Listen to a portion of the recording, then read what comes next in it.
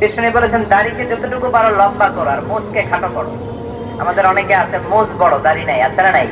না, দাড়ি এক মুষ্টি রাখতে হবে। এক মুষ্টি রাখার পরে এরপর আপনি তাহজিব করতে পারবেন। তাহজিবুল লোহা, বিষ্ণুনবীর অনেক সাহাবারা হজের পরে তাহজিবুল লোহা করতেন।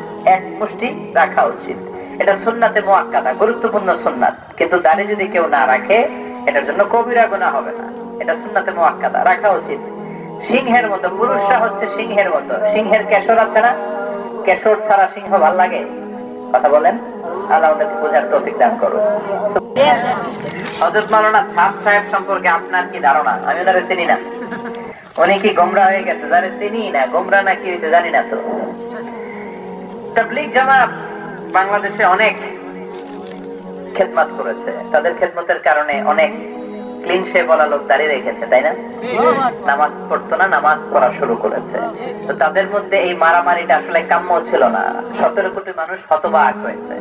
এজন্য আমরা আহ্বান জানাই, তাদের মধ্যে যদি এই ধরনের সেপারেশন থেকে থাকে এটার অবসান হোক। তাদের নেতৃত্ব স্থানীয় লোকদের মধ্যে যদি কোনো ধরনের ভুল বোঝাবুঝি থাকে এটার অবসান আল্লাহ করে দেখ। আমাদের মধ্যে সামান্য তিল পরিমাণ সমস্যা হলে ইহুদিদের ইন্ধনে এটা তাল হয়ে যায়, ঠিক কিনা? এজন্য ভাইয়ে ভাইয়ে যে মারামারিটা হলো এটা আসলে কাম্য না।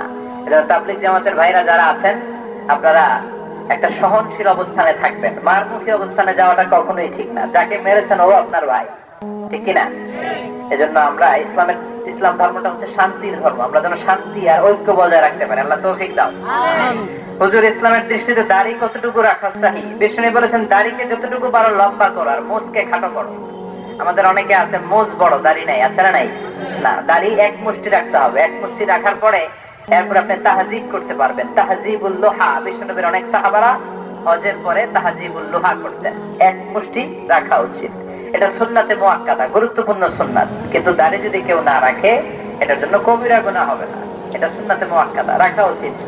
সিংহের মতো, পুরুষরা হচ্ছে সিংহের মতো। সিংহের কেশর আছে না? কেশর ছাড়া সিংহ ভাল লাগে? কথা বলেন। আল্লাহ আমাদেরকে বোঝার তৌফিক দান করুন। সুবহানাকাল্লাহুম্মা ওয়া বিহামদিকা আশহাদু আল্লা ইলাহা ইল্লা আনতা আস্তাগফিরুকা ওয়া আতুবু ইলাইক। এগুলো কথা বলেছি কোরআন সুন্নাহর আলোকে বলেছি, বানিয়ে কিছু বলি নাই। তারপরেও আমার মনের অজান্তে কোনো মিস ইনফরমেশন যদি আমার মুখ ফসকে বের হয়ে যায় সেগুলো যেন আল্লাহ তাআলা আমাদের স্মৃতিপট থেকে মুছে দেয়। আমরা পড়ি আমিন। সত্য সুন্দর কল্যাণকর যা বললাম তার সবটা যেন আগে আল্লাহ আমারে আমলের তৌফিক দান করেন এবং আপনাদেরকেও আমলের তৌফিক দান করেন। আপনারা সবাই ভালো থাকেন, সুস্থ থাকেন। কিছু প্রশ্ন